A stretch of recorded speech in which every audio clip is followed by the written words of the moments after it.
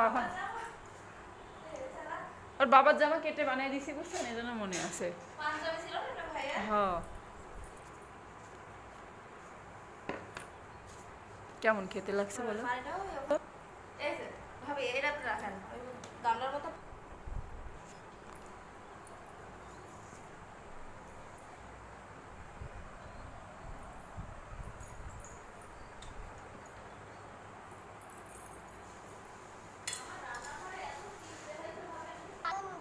খাও।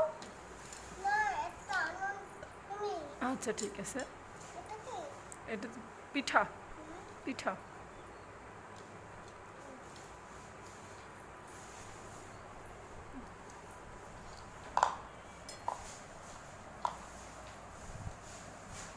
তোমার মুখে কি? জিপি।